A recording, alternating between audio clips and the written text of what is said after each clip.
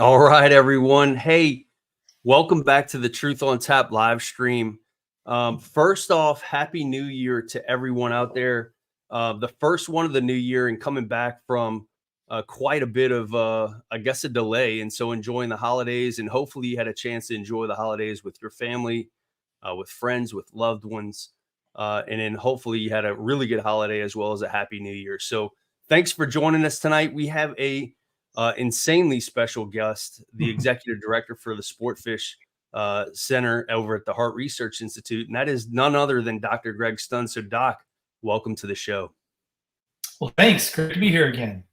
Yeah, no, right? It's so, admittedly, our podcast and the one we did between the science behind catch and release has gotten a lot of traction. I'm not sure if you've got any feedback from that podcast that we did, but I can tell you, I think it opened a lot of people's eyes to the science right behind catch and release.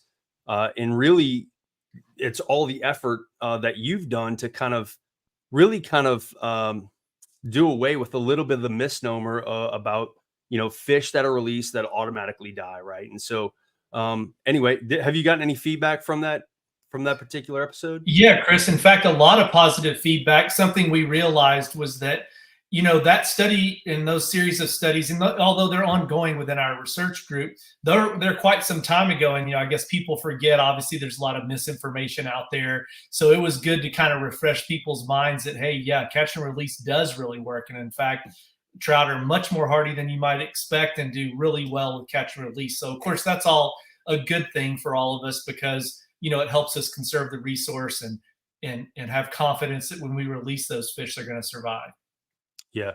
So if you can a little bit, Doc, run through for folks who maybe have joined the Truth on Tap live stream, because tonight's topics, we want to talk about really the catch, weight, release format, a little bit of the science behind that, but also to some proper fish handling techniques as it relates to some people that just want to target a big fish. And then once they actually achieve that, what's the proper technique there to ensure maximum survivability. But before we get into that, I think it's important for our listenership, at least, to kind of understand a little bit more about really the study that you did and kind of what it actually brought forward. Yeah, sure. So I'm happy to talk about that. It was a study originally funded by the CCA, and you all might recall that at the time they were talking about putting in a 25-inch slot. So it's been some time ago. Yep. And an upper end of the slot in addition to the lower 15-inch. And, the talk was, these big fish are just not going to survive. Trout in general don't survive catch and release, so they're kind of a wasted fish. So we didn't have really good up-to-date information. And so we set out to look at things like hook type, bait type. Should you use treble hooks or single hooks? What about your angler skill level? You name it, we tested it. And what it all boiled down to was some really good news. And we first sort of titled it the Trout Mortality Study. We had to change it to the Trout Survivorship Study because, in fact, what happens, these fish are much more hardy than you would expect. In fact, we had a lot of trouble, killing them, in the sense we wiped the slime off of them. We held them out of water for long periods. I mean, we did everything wrong, you're supposed to do. And so that's a good thing, is that, there's quite a bit of buffer there for most folks. So the question becomes, well, we saw 90% survivorship. So what was that 10% and what caused them to die? And it was blatantly obvious. It wasn't hook type. It wasn't treble hooks. It wasn't hooked in the eye, hooked in the gut. It was a swallowed hook. If a fish swallowed the hook, whether live bait, dead bait, whatever, that was pretty much a death sentence. And about 10% of our fish were gut hooked.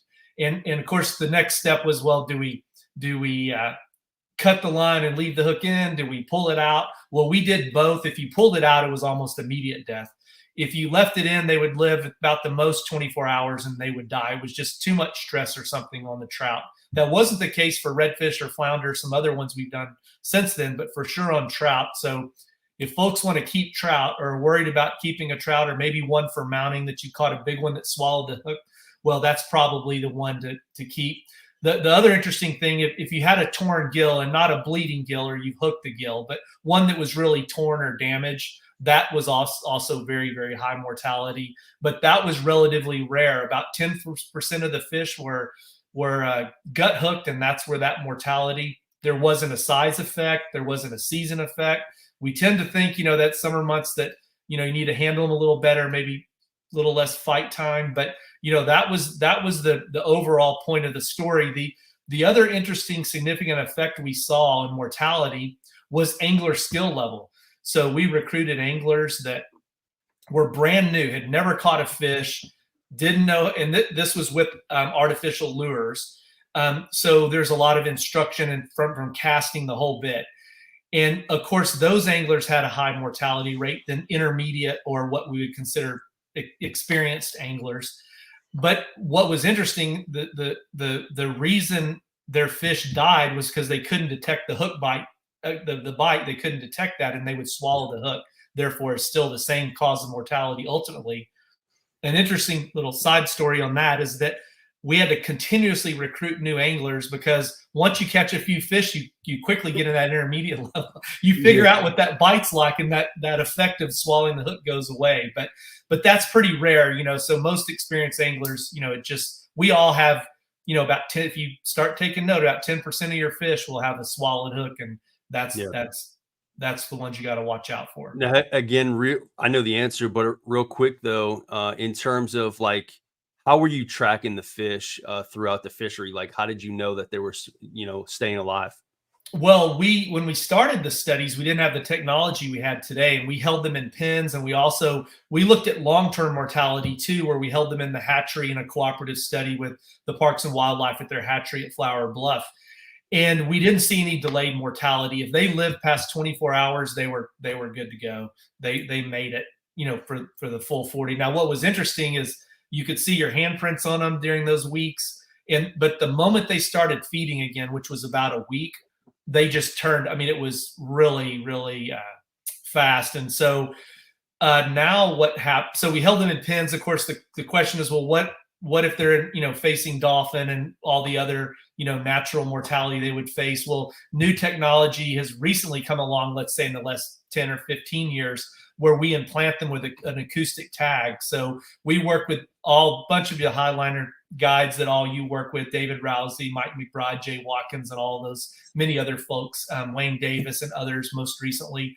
And we implant these acoustic tags that allow us to track them in real time wherever they go.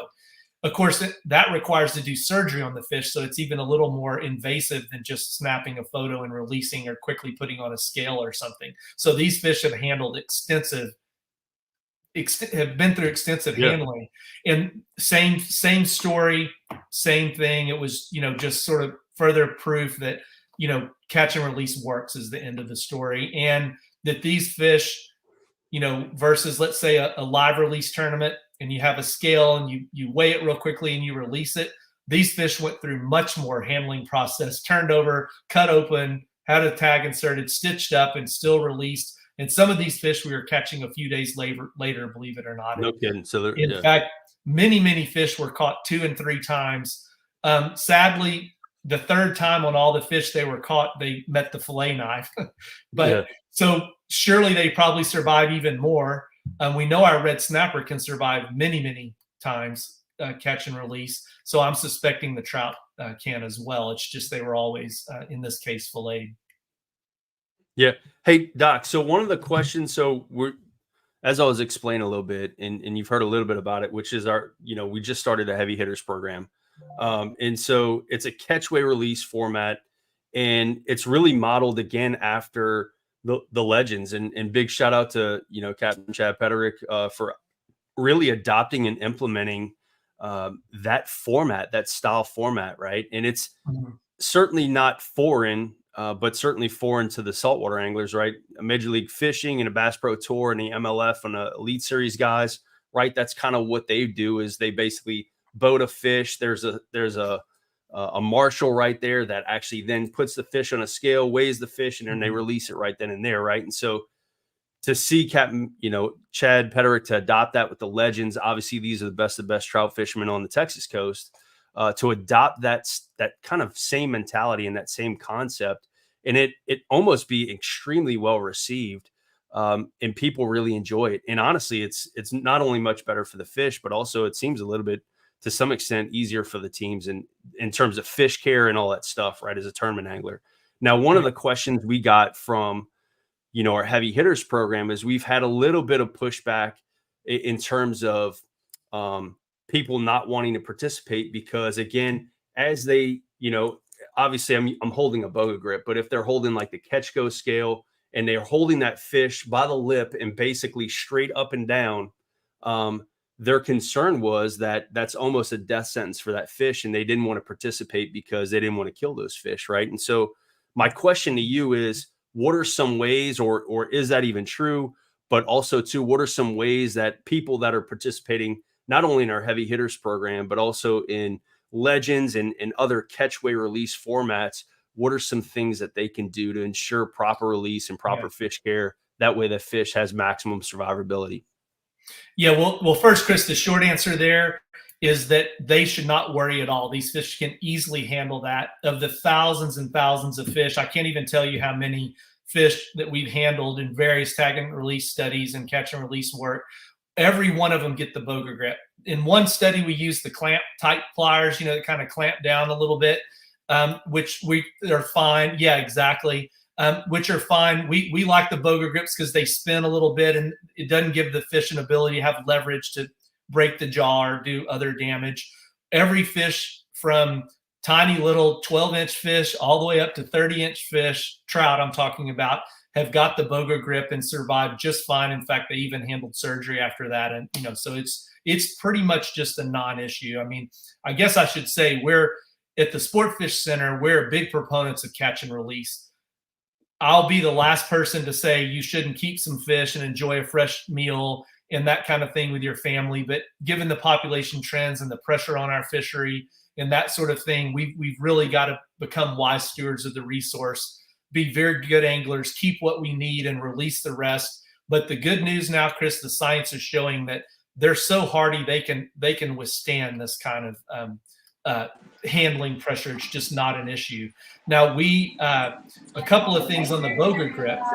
We recommend that the Boger Grip, you can lift them straight out of the water. In fact, I got my Boger Grip right here. Handling them straight up and down is just not a problem. Now, if you're going to take a photo or something, supporting that fish in line with its spine is a good practice to do, but to get a weight for a few seconds, there's just zero issues with that. We've done that. We've weighed every single fish we put through, these thousands of fish and had no trouble. Where people get into trouble with the Boger Grip is they turn it this way, so the fish is almost parallel with the Boger Grip, or maybe, whatever, 45-degree angle or something. And then all of a sudden you've got all that leverage of the jaw supporting the weight, especially on a big trout. And there's been situations where jaws have been broken and, it's happened to me before. You feel terrible about it or something. So yeah, that it can happen. But if you support it at an angle in line with the fish, you're going to be fine supporting it, or straight up and down. And as they spin, as you all know, when you put the clamp on their lip, they spin sometimes. That's why we like the Boger Grip, because they can spin around. But we didn't see there's no real effect on mortality.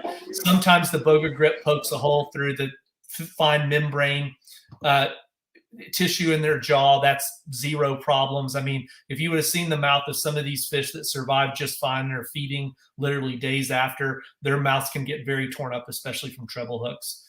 Which, by the way, don't have any mortality than single hooks, although we all recommend single hooks just because they're just about as effective in our opinion, and you don't get a handful of treble hooks when you're trying to release it. It's a little safer on the angler side too. Hey, Greg, can y'all hear me?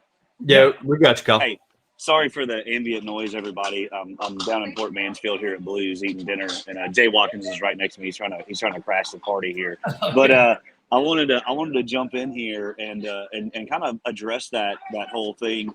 Correct me if I'm wrong, but the whole thing about holding the fish straight up and down, didn't that really come from pertaining to like tarpon and snook and really big bodied fish that had really heavier fish that will damage those type of fish holding straight up and down, and then people just kind of tried to slide that towards trout? Is that where that really came from?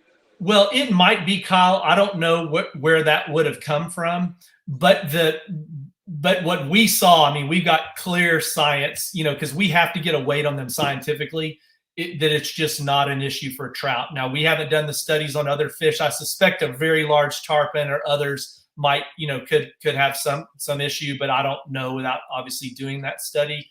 In fact, Jay and I have been talking for a long time, and in fact, you'll be happy to know that we're embarking. James Sanchez, Captain James Sanchez, is the new angler outreach coordinator with the Sportfish Center, and we're doing some studies on Boger Grips to do the very thing. We're going to hold them every possible way you can, tag them, and do so we unequivocally show that that's not a problem. But already we know that's going to be the case because we put so many trout through the study. So, Chris, I probably should have mentioned, too, at the Sportfish Center, we're at A&M Corpus Christi. I should have probably started with this. We do work that supports recreational fishing. We want to make anglers better anglers. And how can they use science to make themselves better anglers, whether it's to catch more fish, be better stewards of the resource, like this catch and release things we're talking about here, or in general, how can you use science to make your angling experience better is a real core mission of what we do. And so that's why we enjoy being on podcasts like yours and other media and things, so we can engage with anglers to really help them, just be good stewards of the resource. Yeah. Hey, Kyle, first off, did you have a follow-up question to that, bud?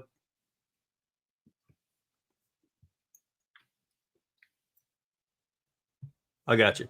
Go Sorry, ahead. it's the way I got my phone propped up. It's hard to hit that mute and unmute button. I got you. No, Go ahead, I didn't. I just okay. I appreciate that answer, and I'm pretty positive that's where that came from, because I could see that really damaging fish like snook and tarpon. A 30, 40-pound fish, and I'm pretty sure that's kind of where that came from. Maybe some people will jump in the comments there, but I've always kind of felt it didn't really affect the trout. But word on the street is always don't hold them like that, don't hold them like that. But it's good to hear that y'all did a lot of tests on it, and it's really not that bad for the trout. Yep. Yeah, Colin, I wouldn't say we'd recommend holding them for long periods of time straight up and down, especially a big trout. But just to get a weight for a tournament or something like that, that is just a non-issue. For pictures and things, again, we recommend sort of that supporting the belly weight and that gripping tool in line with the fish's spine. Plus the pictures, in my opinion, come out better that way anyway. But the other than that, there's not a way you can handle trout that we haven't tested pretty much. Although we got to finish the Boger Grip thing, we got a new little study to look at what's the big difference between live weight and dead weight. We're obviously hoping that live weight fish will be heavier, which we suspect they will be. At least that's the working hypothesis, but we haven't done that test to show that, there's real value in catch and release. But we've used the baskets. We put them on stringers. We've done it all. Then, of course, now there's a variety of different type of baskets. The old donuts were what we did it with because the others didn't exist at the time. And there was just of course, the nets remove a lot of slime layer that we were concerned with. But we had a whole series of trials where we wiped the slime from the fish with towels. Then would wait a minute, hanging them on a Boger Grip, interestingly enough, wait a minute or two for it to kind of come back and wipe it off again. And we still saw zero effect. That they reproduce that slime layer very quickly. So, and you kind of dovetailed into it, but Don Belius, Mr. Don, hey, thanks. Good question. Josh, yeah, you're not too late, bud. I haven't pushed this out to Doc yet, but yeah, you just talked about it with regards to the donuts, right? And the mesh bag donuts that, I kind of grew up using in the surf fish in Southeast Louisiana, but now they obviously have like the Forever Last and the hook set live well bags and all that stuff. Have y'all done any study there, or I would assume it would be actually a little bit better because the donuts are round and small and pretty confining, as opposed to now these live well bags that are, roughly about 25 inches in length and almost kind of, I guess, almost like a cylinder, you know what I'm saying? Yeah. So it allows that fish to stay upright as opposed to curled in a bag. So any thoughts on that question there, Doc?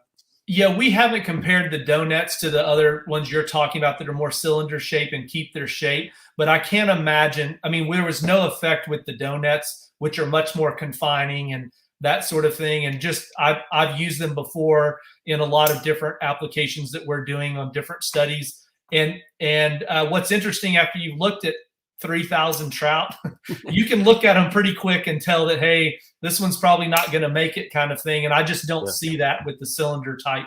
In fact, I think that they're pretty good. I mean, the fish seem just I will fine. say, I have noticed, especially, Chandelier, we have a really, really bad shark problem. And we use the hook set bags because the dough nets, and growing up, my dad always used a dough net, and we got hit by sharks all the time. People always used to say, oh, use the net and you won't get hit by a shark. And we got hit by sharks all the time. And what I saw happening was those fish would, I don't, there's no science behind it, but I'd firsthand seen those fish die faster in a net, in the dough net, than when I started using the hook set bags.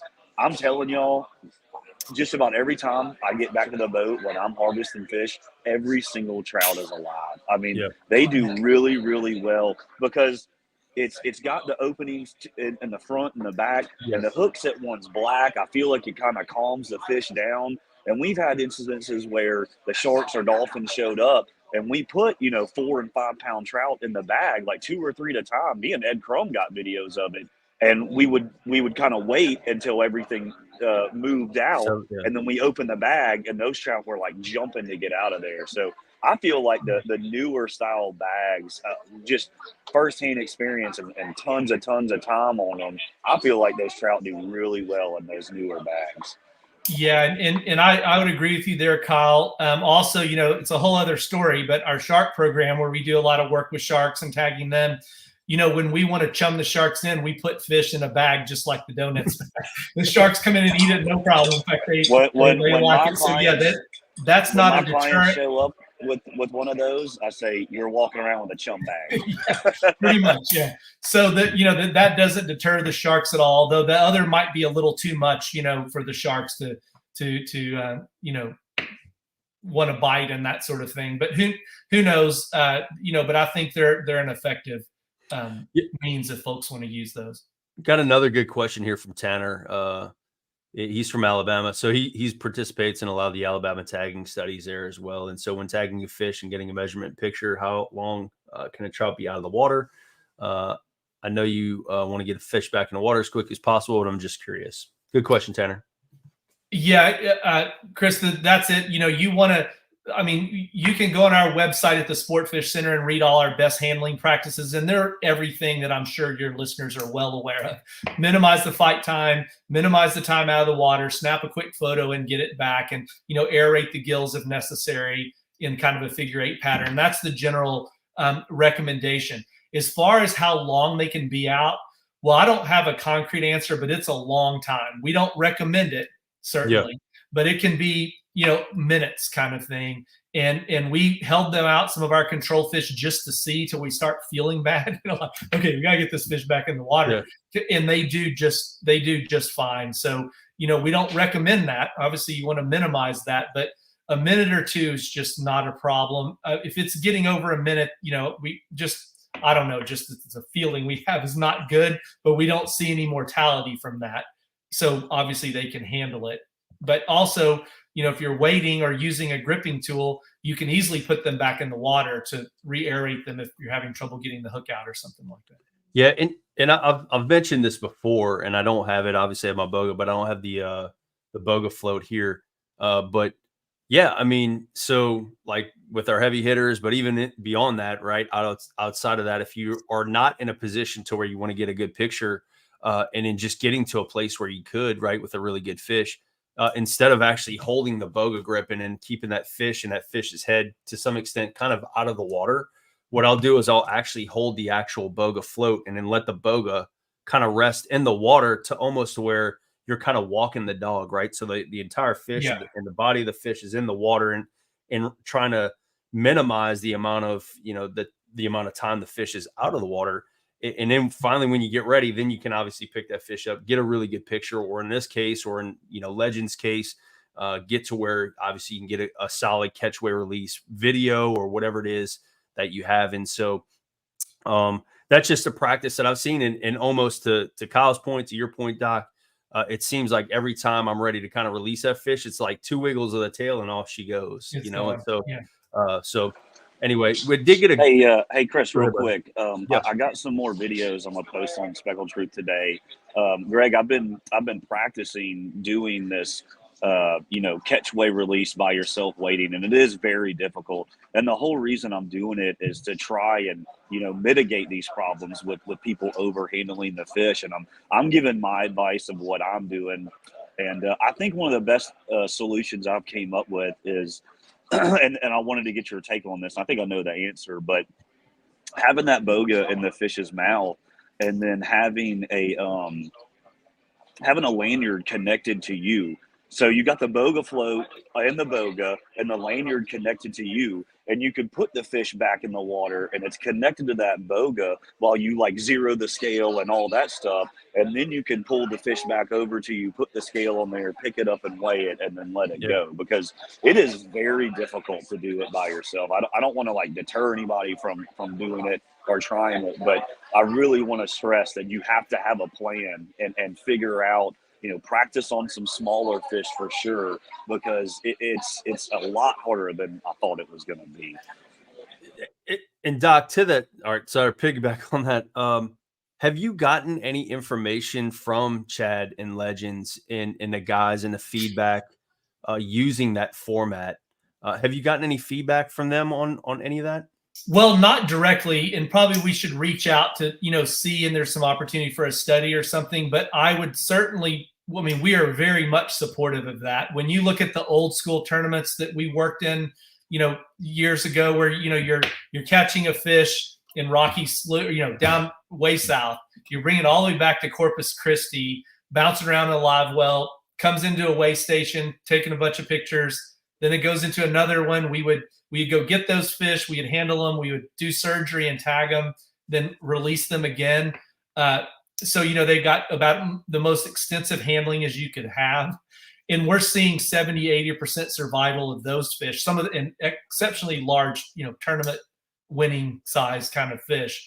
And so what's happening in these newer tournaments with the variety of different weighing techniques and what Chad's doing, we're very supportive of that. I can't imagine you're getting, that's about as good as you can get in terms of snapping a photo, getting a weight, and doing the thing right on the spot and releasing it.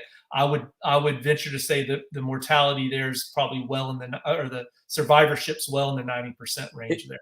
And what about like the hatchery, right? If you hold up now. Yep, Chris stole my question here. I did ask you, Greg. Chris totally derailed you.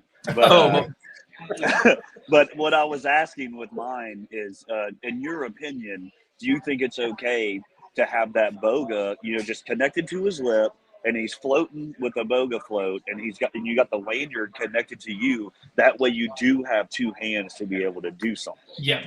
There's no problem with that. I do that personally all the time, not necessarily in a tournament, but if I have a bigger fish in the boats nearby, I want to get a good picture or something, you're almost like a stringer just about, but the Boger Grip's attaching it, and you're not, running a piece of metal through its mouth, which turns out that didn't hurt them either. So I guess I can't reinforce what some of the, stress we put these trout through during the catch and release studies to, so it was extreme levels of stress put on the fish, and they did just fine. So these things that further reduce that can only help, and our science pretty much shows that. Awesome, man. I appreciate that. Well, that was the one thing I really, really wanted to make sure of, because I was doing those videos today, and I wanted our followers to know that is okay to do. And I'm sure y'all will come up with a bunch of more awesome stuff, but our food is here, and I'm starving. I've been fishing all day. And I'm going to show y'all Mr. Jay Watkins real quick. All right. Jay, how's it going? Great to see you. All right. And he said a lot of good things about you. Well, that's good. Well, I wish I was down there with you guys. So yeah, it's been amazing. But look, guys, I got to roll. Okay. I appreciate it, Greg. I really appreciate you coming on and answering these questions. Yeah. And I'm sure some people have some more great questions, and I can't wait to get this program going even more, and people handling these fish correctly. That's going to be a really important part of it. Well, Kyle, you keep up the great work, because this, in my opinion, is the kind of stuff we need to be good stewards of the resource and ensure these quality fish are around for other generations and other people to enjoy. So you guys are doing the right thing, that's for sure. Awesome. Thanks so much, Chris. I'm going to roll. Appreciate it, man. All right, man. Gotcha. All right. Hey, all right. So just me and you now, Doc. All right. No, that's all good. Hey, we did have a couple of really good questions. So I know, Don, on top of Tanner's question with regards to any mortality using dart tags, have you seen any of that? So people participating in a dart tag program, any mortality using that? What we do, two things, Chris. When we do tagging studies, generally we do scientific tagging, and that means the scientists are doing the tagging. Also, it has to do with getting accurate weights and measurements and all that too. And there's some nuances to really tag them the right way. So we don't discourage people wanting to tag their own fish. In fact, we highly encourage that. We work with citizen science anglers all the time and have tagged, probably approaching 13,000 fish at this point or something. But there are ways, and we've got videos on our website. In fact, we got videos of all kind of best handling practices. But there are ways you can do some damage if you're not tagging it just right. And there's also ways to put the tag in to ensure that it'll stay in. The tags are notorious for coming out sooner than you want. And believe it or not, you're inserting that tag a lot deeper than you think you are. Yeah, that's exactly the ones right there. And that little hook coming back, you want to get, basically when you fillet a fish and the bones that are there, people probably call them the backbones or the spines coming off of the backbones. They're intertrigal bones. You want to get that hook past that and then hook on the bone coming back out. That's what keeps them to stay in. Most people kind of just get it barely underneath the skin, or maybe they're not far enough up on the dorsal fin to get it in the right spot. So the point is, Chris, like everything in life, there's a learning curve. And so if people have questions, they can always reach out to us at the Sportfish Center. But we having a tag fish, maybe not as good as a scientist would tag it, is better than not having the tag fish. I can tell you that. But also you want to make sure you're doing it right so we can maximize the science. Hey, so Steven Scardina, you posted that question. So like Chris McKinley, right? He's again a citizen scientist, like you had mentioned, Doc, in the Matagorda area, and he started Trout Tagging Texas, right? Which is an initiative that he started really for his own base system to kind of see post freeze if any of those fish were basically there and if they stuck around, all this stuff. So in other words, no, it's just a recreational guy who just so happens to really love it and kind of took the initiative to do it and buy his own tags and this, that, and the other thing. Now to the point where he has reached out and worked alongside, I believe you, as well as TPWD and Mr. Dacus Kiesling. And so to answer Steven's question, these people are not necessarily legit scientists, but they have people that have just, really high interest in their fishery. And then they're really partnering with those who do have a science background. Yeah, and we actively partner with them, and we work with that group as well. And in fact, we're working on getting them some tags, because obviously these tags aren't real cheap when you talk about tagging thousands of fish, and they're a couple dollars a piece. It adds up pretty quickly. And so we, in general, you don't hurt the fish tagging it. It's just you want to tag it in a way. We have a big problem, Chris, with tag shedding is what we call it. In fact, sometimes we double tag to see how frequently. The tags for us, we rarely get trout back that over a year. We get a lot back early on, and then it kind of fades off. And so we think those tags, what really happens, because we do get some old ones once in a while, and they'll be covered with algae or just different fouling growth of all kind of just marine life. And it's such a drag on the fish that eventually just pulls out, even when it's tagged right. So, that's what we want those fish to remain tagged. In fact, some of those fish I was telling you about that got a fillet knife with our acoustic tags, of course, they also had a dart tag in them, but the dart tag was long gone. That's why they got because the dart tag said, "Please release me. I have an electronic tag," but they didn't know it until they filleted the fish and they found this weird, transponder in there and called us. Oh man. So the point is the tags don't last, sadly. If you get a year out of them, that's pretty good. So Miguel, I'll post the question, but how long will a trout live if you accidentally pull its guts out? Legit question. So again, Miguel, good question. may or may not know, and you touch on it briefly, Doc, but I'll let you go ahead and tag that one pretty quick. Two things. One, that's pretty much one you should keep because it's not going to survive if it's a legal fish, of course. Now, sometimes they regurgitate trying to expel the hook, and they're hooked properly, in the side of the mouth. And they're just, and their esophagus and stomach will go back to its normal position. That's fine. But assuming you pulled the guts out with the hook, or, the hook was deep, that's pretty much a 100% mortality that we observe. Gotcha. And then kind of to Brett's question up here, I'm trying to kind of group them as they're aligned with topic. Do older female trout have different behavior patterns than younger females? Do they become more isolated and move less with age? Well, believe it or not, these trout move extensively. And independent of age, I would have never thought going into our study, redfish move and flounder. Of course, flounder make very directed moves each year. But in general, they stay put. They don't move far at all. Trout, on the other hand, are constantly moving. So to give you a good example, we caught, in fact, working with David Rousey, tagged several fish on the tide gauge bar in Bath, and most people will know where that is, a real popular fishing area. And David had caught, one of his clients caught the same fish on the tide gauge bar. Another one was caught by another angler. And you would have made an assumption with a normal dart tag study, those fish had not moved, when in the meantime, they had moved 40 to 60 miles. They'd been down to Lower Laguna. They'd been up near Pita Island in Corpus Christi, near Corpus Christi Bay. And just, so they're really moving. Now, as far as what the big trout do than the small trout, we didn't really see a big size effect. They all just seemed to move without a real pattern. The pattern was there wasn't any real clear. They just moved, but they obviously did move back to the same areas and the same feeding areas. Yeah. Because many, many times we recovered our same fish in the same area we tagged, or the same grass bed almost. Do you or did y'all see through study fish of pretty much similar size? In other words, like if, let's say you did an acoustic tag in one of these fish that was 23, 24, 25 inches, right?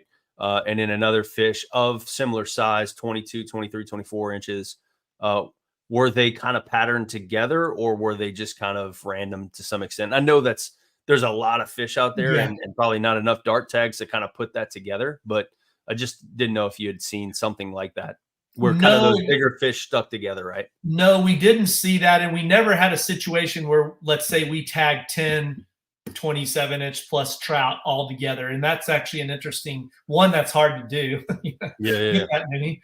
But two, we don't know when our fish were moving. Were they traveling with one fish or dozens of fish? We just don't. We know what our tag fish is doing because it's sending us a stream of electronic information. I can tell you though that during the old tournaments where we would tag the fish and release them in mass because we didn't really know any better, those fish had some kind of homing instinct, or we don't know, they went back to the areas they were caught from. But if, let's say, you released a group of 10, 28 plus inch fish from these are the highliner tournaments, you're catching very large trout. We released them effectively at Bluffs Landing right there at Pita Island. They went in every direction with no real rhyme or reason. But a lot of those fish did, in fact, show up right back on the areas they were caught from. When we got a tag recovery, they would be in the area they were originally captured. Now that could, one of two things. One, it's just kind of like a natural migration pattern, but also two, maybe to really indicate like, tide gauge is pretty infamous, right? That's a good fishing spot. And there's probably a reason why it's a really good fishing spot, because the fish are there. Right. And there's probably some environmental or, some reason why those fish are there that draws them in. And so it makes sense why they would kind of feel comfortable there and go to that area to feed or do whatever they had to do. Right. I mean, exactly. Is that kind of in line with that thought? Yeah, that's what we think, is that they're just homing in on feeding areas that are they're productive as a predator, and it makes us productive as anglers if you go to those same spots. Now, fish tend to do things really for two reasons. They're feeding or breeding. So also the tide gauge bar, just other studies and other work has shown areas like the tide gauge bar, Trailer Island's another good example, kind of those windswept islands are very, very good breeding areas and congregation sites for breeding. And so their eggs can be swept back into the shallower grass beds, which is a whole other misnomer. Trout don't have nests. They don't guard their eggs. They just spawn and they let Mother Nature deal with it and deal with their young. So it could be a breeding strategy as well. And of course they're feeding at the same time. So thank you for touching on that. So yeah, it's certainly a misnomer. Always grew up, right? Pop's always like, hey, the reason trout hate croakers is because they eat trout eggs. Yeah. And then when I was, going through my fisheries class at LSU and all that stuff, I'm like, wait. Spotted sea trout or speckled trout or batch spawners. And so if you can real quick, Doc, run us through kind of what the spawning cycle and behavior is in terms of speckled trout. Because I think so they're batch spawners, and what that means is that they continually spawn during the spawning season with multiple batches. So they can produce millions of eggs per year through multiple spawning events. The female, they're the croaker family, so they're drumming in the drum family, and the males are drumming. The females know that. There probably is something that spurs her, and they nudge her to get her to release the eggs. Once she releases the eggs, it's fertilized by multiple males that are around her, and then the eggs drift away. So I'm sure a croaker would eat a trout egg if it came across it, but it's not like bluegill and bass where you see the bass, coming in and it leaves when you might catch it, and the bluegill come in and eat the little fish or eggs. That's not at all the case. The trout never knows that it got eaten by a croaker, kind of thing. Gotcha. Hey, this is a good question, kind of diving back into the previous conversation. In reference to gill hook, hey, real good question, David. In reference to gill hooked, what if you were able to get the hooks out and don't draw blood? Yeah, probably a survivor. Always when the fish are hooked in the gills, that's when I'm real careful about that. If they're bleeding heavily or torn, those were the ones I think 2 out of several hundred survive, something like that, because it's not good.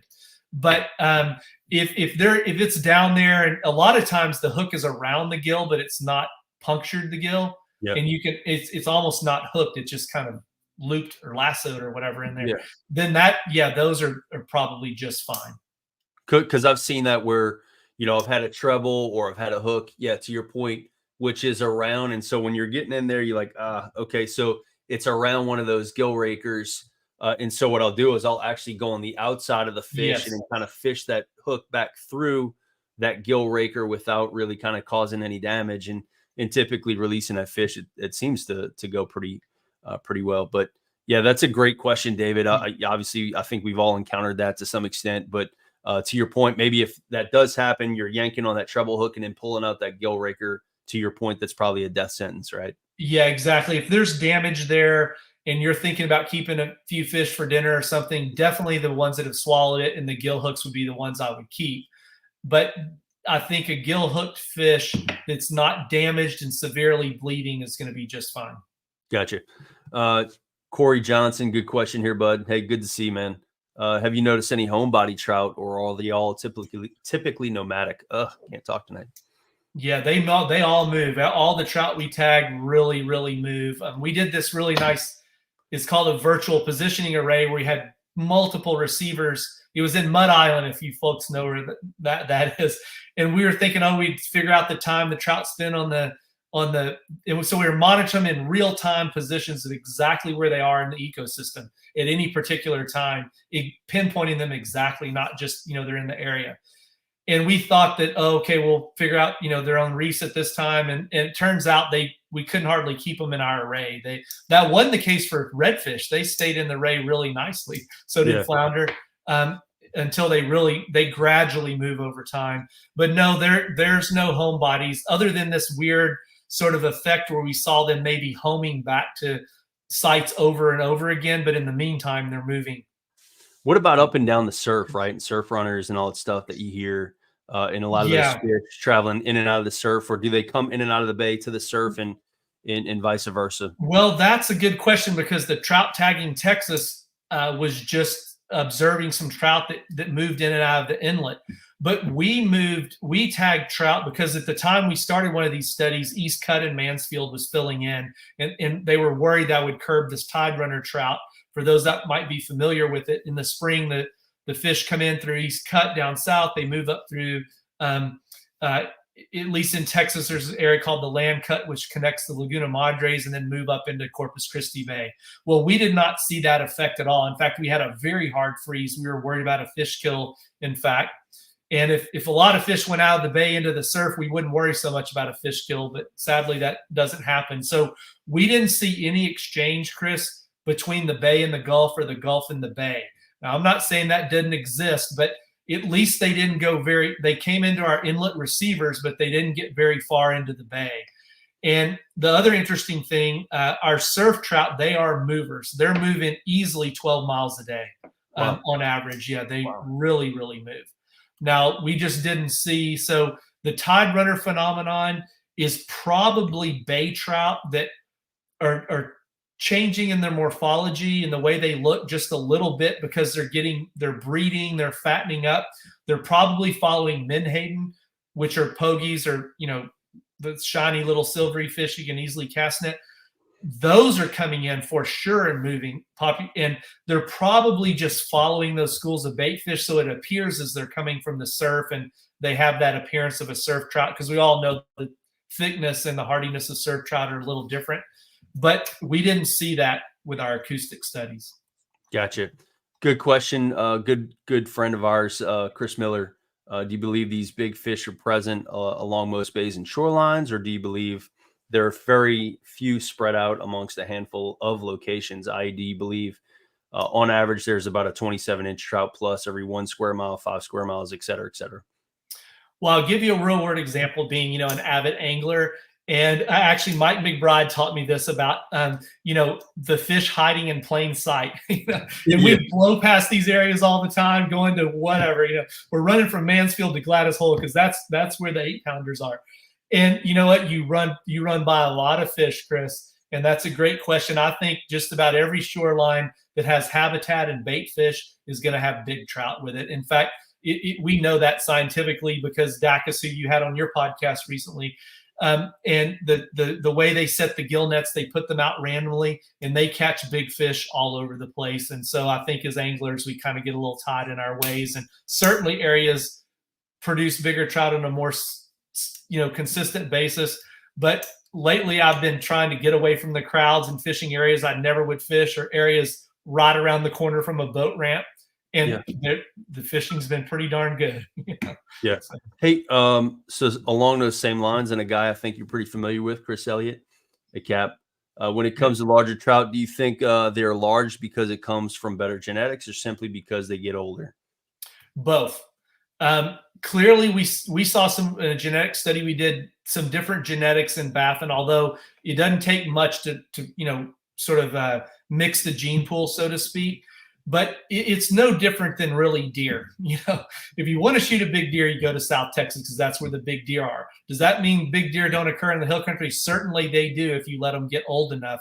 So it's really a combination of two things, and why we're big proponents of these new regulations is you got to protect those bigger fish. Maybe they don't do that much for the overall population biomass, but you need to have those older age classes in the population if you want them.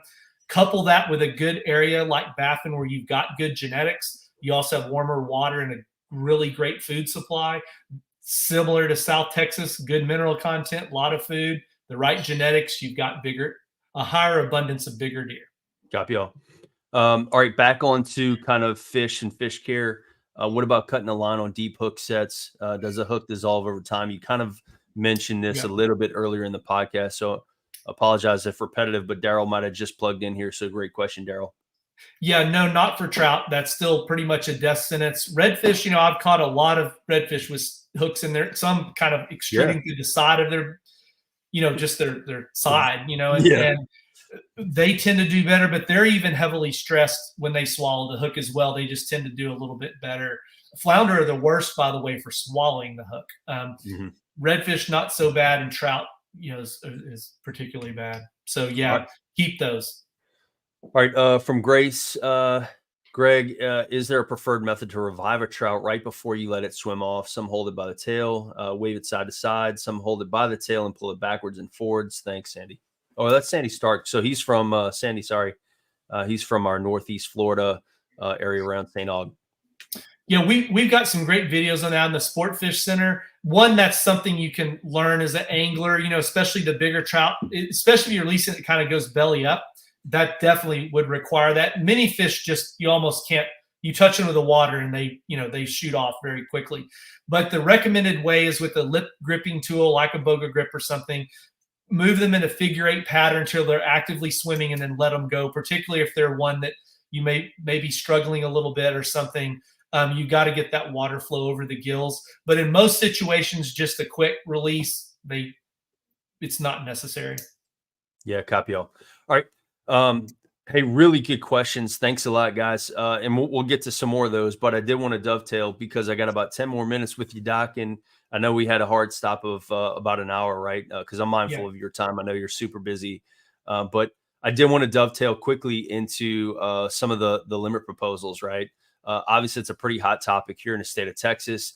State of Louisiana just adopted, a trout limit reduction, all that stuff, right? But as it pertains to Texas, the new limit proposals, I believe it's from 15 to 20, with none over 25, if I remembered right. And they're trying to implement a tag system. What are your thoughts on that? And then maybe a little bit of insight to why the 15 to 20 versus the previous 17 to 23 or something along those lines. Can you provide any insight there, Doc? Yeah, sure, Chris. I'd have you, and that's in Texas, and obviously Louisiana's having their own struggles with trout as well. Probably, at least my opinion, they're from over harvesting recreational, which many folks believe you can't do, but you certainly can. We are big supporters at the Sportfish Center of the new regulations for Texas. Not only personally because we're anglers and we want to be good stewards of the resource, but also the science clearly supports that. And the new regulations for Texas, which you can comment on them. In fact, next week, there's several public hearings in virtual and online and all kind of ways to comment through the Parks and Wildlife, is the new restriction would be 3 fish, 15 to 20 inches, but it is 1 over 25 inches. Okay. And we've been proponents of that in a strong way. I personally would like to see a tag system where it's only 1 per year over that size, and maybe you can get another tag like redfish if you report it, which is now very easy through the Hunt Harvest apps and that kind of thing. And just mainly to preserve those big special fish because they are so rare. Do those big fish contribute to the population? Certainly, they have the best eggs. They have the most viable eggs, which is a whole other myth that they don't have viable eggs. That's not true at all. They have more eggs and better eggs the older they get. It's just on a per capita basis, that's true. But if you looked at the whole population, there's way more smaller trout. So they have collectively more eggs than just a few larger trout.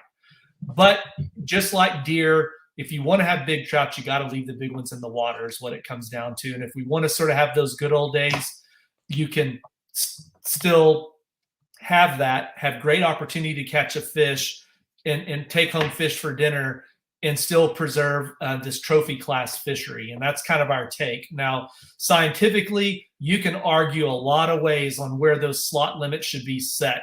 I'm pretty happy with the slot limit. I mean, if I had the magic wand, personally, no science involved, I would have done 17 to 20, no big fish. That's just my personal opinion. Or maybe have a tag for a trophy like the tarpon or something to preserve that state record kind of thing.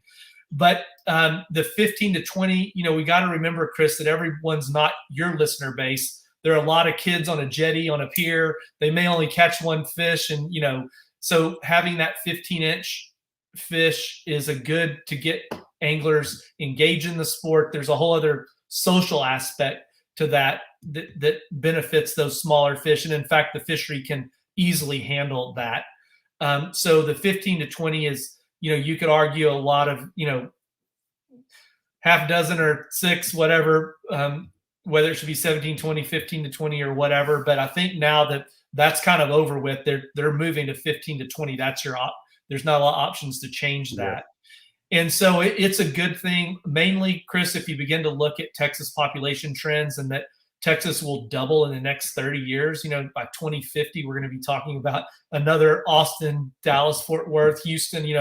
and all those people are going to fish on the coast, you know, and our resources just can't handle that. So we want to be very proactive, and that's why we're supportive. And as I mentioned before, we do not preach you shouldn't keep fish. In fact, that's a very important cultural aspect to enjoy the fresh fish you catch. It's just those days of 10 trout are probably over given the amount of pressure that's put on our fishery.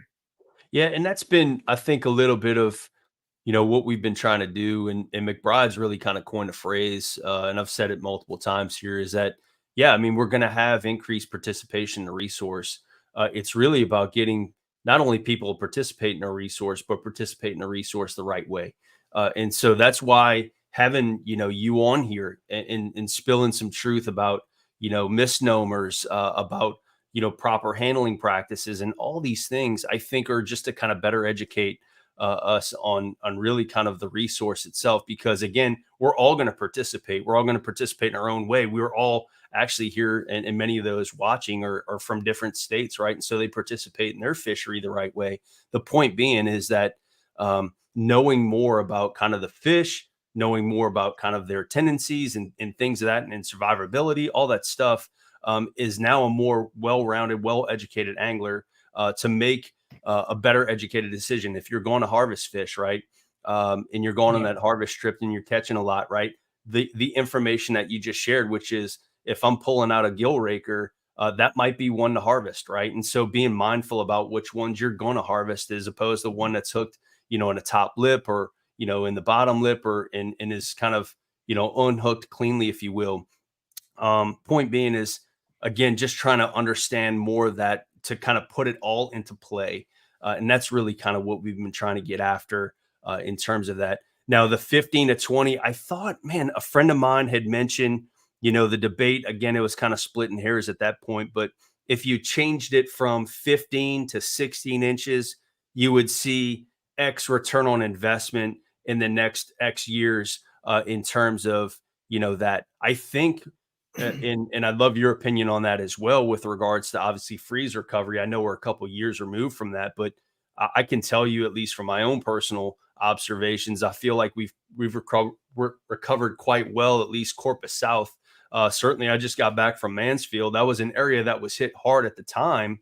Man alive, and Kyle's down there for the last 10 days with Jay. You know, and I can tell you from my fishing with Joe Prado, we caught a lot of really big fish. And it seems like there's a lot of big fish in that fishery. And so the last couple of years, I've caught a lot of really decent sized fish in summertime, right, which I've never done in past, and in the Corpus Christi area and stuff like that. So it sounds like, you know, allowing the fishery to rebound a little bit by having a little reduction in limit and a little bit less harvest has been really a positive thing. If we can kind of now push that a little bit long term, we see a better fishery, really see a better fishery long term, and to better posture ourselves for, again, the increased population growth here in the state of Texas. Yeah, Chris, I think you're exactly right there. I mean, the silver lining, or the good story here, is that, you know, this fishery is very resilient. It's resilient to catch and release. It's resilient to freezes, as we've seen. Of course, obviously, we all really did our part. You know, everyone, I have to say, everyone really stepped up to the plate to recover the resource we had, because it was kind of like, man, we're having great fishing, and, you know, snap your fingers, the next day it's devastation, you know, and so everyone really did their part to bring it back. And so that was really nice. And we're seeing the same thing, a much more rapid recovery than we thought. But, you know, imagine, you know, there's all this pressure that's looming. Is just, I'm still surprised as a biologist that the fishery can support what it currently does. And so we just want to be real proactive. I think, like, when we reduced the limit from 10 to 5, and then we had all these regional things, and pretty soon the regions that reduced the limit, the other regions that didn't, were saying, hey, wait a minute, we want in on some of this. They kind of saw what you saw about how quickly it's recovering. And we're really sitting at an opportunity to have not only a quality trophy fishery, like your podcast highlighted, you know, these incredible bath and fishing days of what it was really like when the pressure was low and those fish were essentially protected because no one was fishing for them, relatively speaking. Now there is no secret spot. Boats can get everywhere in a matter of just minutes to for sure an hour or so. And so we just have to be real mindful of that. And we're in this situation to have both. My prediction is that we will see people will be like, why didn't we do this sooner? Because you'll have great abundance of large fish. You have plenty of the smaller fish to take home to eat. And we'll be really happy that we did this is my prediction here in the next few years. Do you think so? Right. Talking with Brett Sweeney in that podcast, and that's really kind of what STEM the Heavy Hitters program is. He had mentioned, his best day was 10 fish, 80 pounds in a single day. And obviously we've heard stories of legend, Cliff Webb, Mike Blackwood. I mean, you just keep going, Doc McKee, and all those guys, right? Mm-hmm. Sharing some of those insanely, they almost seem like an alternate reality. Yeah. Like, is this the same place? But 100-pound stringers in a day, multiple 10-pounders caught in a day. I think the day that Mike Blackwood broke the state record in L. Scott Murray's book, there were like a couple more over 12 weighed in at Roy's at the time, or something along those lines. It was ridiculous. My question is, do you think we'll ever get back to that? If we have the right angling mindset that wants to kind of get back to those kind of glory days that I think Steven, you had mentioned, Steven Scardino. Do you think we could get back to some of those days of old? I think so. I hope so. I'm banking on it, Chris. That's why I like, just the 1 over 25. And that's why I would like to see the agency, the Parks and Wildlife, do a tag to have just 1 over. It preserves that ability to, keep your personal best or a state record, but also allows us to get back to those times that we, kind of all dream about and didn't get to experience. And by the way, I should say, the parks, I know a lot of your listeners are Gulf wide and beyond, but thank God we live in Texas, and our agency does a great job of managing this resource. Yeah, there's a lot of politics there, and everybody's got their own favorite opinion of what they would like to see. But overall, we are kind of living in the good old days. If we didn't have that level of management coming from the state, and of course, we like to think our science supports that management, certainly coming out of the Institute and the Sportfish Center. But if we didn't have that buy-in of what we have from that agency, that freeze could have been much worse than the recovery. We could still be recovering. So the good news, Chris, is I think we can get there if we all just practice wise conservation. Yeah. And I appreciate you coming on here, because I think it shows the vulnerability, and to some extent, you have your opinion, but it's fact-based, it's science-based, and it is what it is. And to some extent, there's no agenda, right? There's a lot of transparency and vulnerability. I'm asking you questions. I literally have 0 questions written down to ask you, right? Yeah. I mean, this is just through open dialogue that we're asking. We're fielding questions from people through the live stream, right, that are just asking. And it's through that vulnerability with somebody who's, having the applied science of that to, again, educate the anglers, all of us that, just like you, right, that likes to go out and target these fish, to kind of grow and really appreciate the resource and practice in it wisely. I'm with you. I feel like I would love to hear and see physically what Cliff Webb was describing in that podcast of, literally looked like a school of redfish, but instead it was, a giant school of big, black streaks and big black trout, coming down, the Baffin shorelines and the King Ranch shoreline, right? I can't even envision that, and although we've caught, some big fish here and see them a time or two, they do exist. To see it such abundance, man alive, I would love to get back to that, right? And participate in a fishery that has that. Oh my God, right? I mean, who wouldn't want to go and catch multiple 7-pounders in a day or 8-pounders and kind of slough it off, right? Because you're looking for a 30-inch 10-pounder. Good gosh. I mean, but these are the stories of old, and that's why it's important in terms of context of getting these stories from Blackwood, Mr. Mike Blackwood, excuse me, and a lot of these old timers that lived in the 70s, 80s, 90s, to kind of use that as the context of what it was and what it could be, right? And it's through kind of, organizations like yourself, TPWD, and all of us kind of getting together to get it back to that. Yeah. So And what you're describing, Chris, is that we have a scientific concept for that. It's called shifting baselines. And you only know what your baseline is.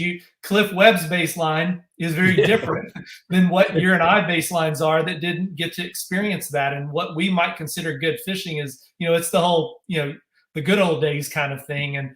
And so the interesting thing about fish, though, is, they're renewable on our time scales. And so in our lifetime, so if we manage that properly, we have this opportunity to have both. And the good news is, the young scientists coming into my research team and the young anglers I deal with, man, they're very conservation minded. In fact, they don't want to keep anything. And I definitely don't want to go to, the bass realm where it's catch and release everything. But certainly, the attitude is changing from maybe whatever you want to call it, the old guard. And, it was just standard practice. You just didn't release fish. It was just unheard of, to now where that's becoming more of the standard practice. And of course, then the science comes in to show you how to do it and also justify that, in fact, it does work. Those fish you release are available to catch another day or for someone else. Well, Doc, I appreciate it. I've kept you 5 minutes longer than I promised, and I apologize for that. But no, it's a great conversation. Yeah, thanks, Doc. I really appreciate your time and certainly chiming in on the catchway release and certainly proper handling practices. Yeah. And then obviously dovetailing some of the questions. Hopefully it provides a lot of clarity for a lot of folks out there. If you missed part of it, highly recommend going back through talking about, gut hook removal and some of the studies that you've done in trout survivability and this, that, and the other thing, right? So this is, I think, a really good one to kind of keep out there for folks to kind of just chime through, especially on top of the podcast that we did was about almost 2 years ago. Yeah, my gosh, time flies. But I do want to say thanks again, Doc, for all that you've done. I did want to, I'd be remiss if I didn't. So Doc and the team over there at the Sportfish Science, at the Sportfish Center, have a podcast out there. I think it's on pause for now, but they have a lot of really good episodes out there, a lot of stuff that I think your research associates and a lot of the docs. Yeah. Go ahead if you want to describe a little bit more about the Gulfstream podcast. Yeah, of course. We starting in the new year, we'll be back up. We just went through a phase where we didn't do them towards around the holidays and that kind of thing, but we'll be back at it. It's a really good podcast. Of course, everyone can go to the Sportfish Center, tons of video and information. And, if you want to be one of our citizen science anglers, how to do that, how to become involved and get more out of your experience. And yeah, Chris, I just say, don't make it 2 years. Let's do this sooner. This was a lot of fun. The hour went by fast. Plus, I got a lot more myth busting to do. So Mike McBride wrote an article. I know Pat Murray did, and Jay Watkins, and a bunch of others, just like bits and pieces of, just through time, all these old wives' tales. And so, yeah, it would be good to go back and maybe dispel some of those myths and what we know now, what science tells us.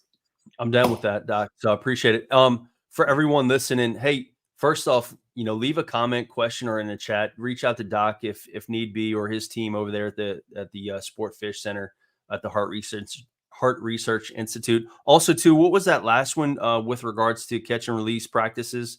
What site was that? Oh, so we have our website. It's called Release Sense. It's a partnership with us, the CCA and Shimano. It's the two words release makes sense, but it's just releasesense.org. And you can link it right off our webpage, but that's where all our catch and release information is housed about all our videos and all that sort of thing. Okay. And I'll share that too on our page as well and through our social media. Yeah, and we got all kind of social. We do almost all the stuff through, regular social media. And then our web pages are just kind of the archives. So you can go back and read all our articles and watch the videos and all that kind of thing. Yeah, for everyone still listening, though, hey, if this is the type of content that you want to hear, let us know, right? Leave us a comment, leave us a question. Also, too, if there are certain topics that you want us to cover, I feel like we know enough people, I think, that have some sort of expertise in a certain area that, if you guys are super interested in, we can certainly cover and find somebody to do that and certainly getting you back on here, Doc, to do some of that myth busting. But for our listenership that's still out there, if this was good content for you and if this was educational for you, certainly that's what we want to achieve. And if it's something that you really like, let us know. But also, too, if there's something you want us to cover, let us know. So Until next time, guys, tight lines. God bless. Thanks for plugging in tonight, Doc. Thank you so much. Happy New Year, sir. And that was we'll great. see you. Happy New Year to you and everyone else, and hopefully have a great year of fishing this year. Copy all, sir. Hey, take care. Tight lines. God bless. Bye, everyone. Release the rest. Hook.